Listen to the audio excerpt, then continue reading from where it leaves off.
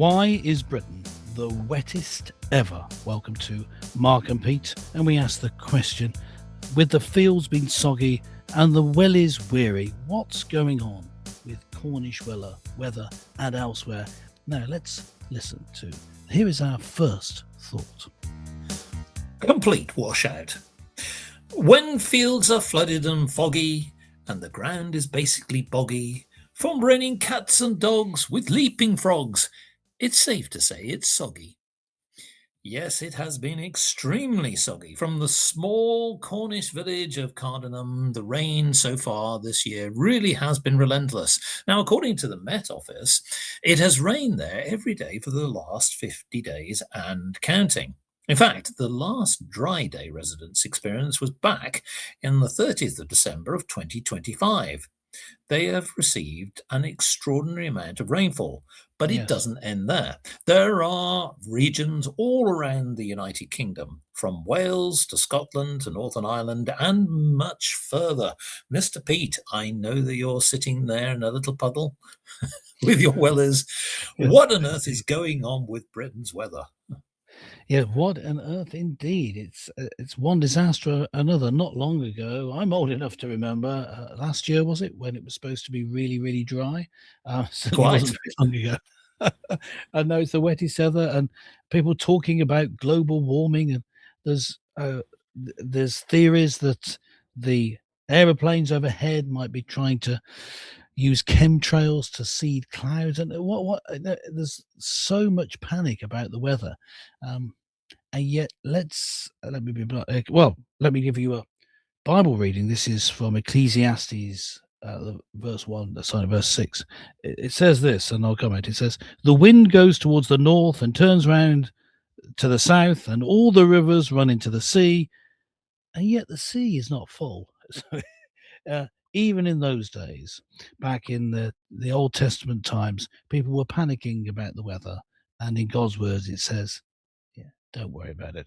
And I think this is the point that I would like to make about this. What's going on? Well, it's weather. It's not the end of the world. Well, is it? Because ironically, the infrastructure in Britain has been a question here. Now, this is Yes. not unique. We've seen many villages swept away, bridges, infrastructure, all floating down the rivers and into many other strange places. Now, what's interesting here is that this seems to be happening on a regular basis. Now, I will say that I know that certain communities have had investment from the government to try and bolster their, their ability to be able to cope with heavy rainfall. But what is interesting is the fact that we're seeing at the moment, according to the meteorological department, the wettest on record. Yeah. It's really the fact that when you go from very dry periods to very wet periods, of course, it takes a long time to get into the water table. So this is one of the challenges. But are we really just seeing that this is now the normal pattern? We're going to go from lengthy periods of dry spells, lengthy periods of wet spells. So really what that means is that, whether you are out and about and you're trying to sort of maintain your garden, which is a tricky one for many people at the moment. I'm sure there are loads of our listeners thinking, what do I do? all my flower beds are too soggy, to then suddenly finding that there is just not a drop of water anywhere to sort of maintain them. Is this now the norm, the extreme weathers that we're going to get? Because I don't remember it being quite so extreme consistently. Well, here's the thing.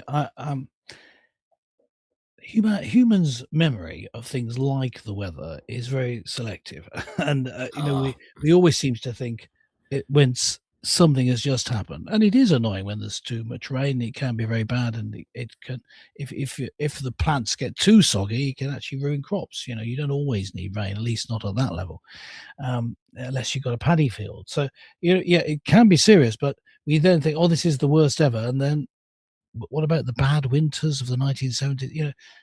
We have selective and short memory. So I'm not sure of that, Mr. Mark. And I think maybe this is a flash in the pan, shall we say. I think I agree with the writer of Ecclesiastes. Yes, there's loads of rain and the filling the rivers, and the rivers run into the sea, but the sea isn't full, so don't worry about it.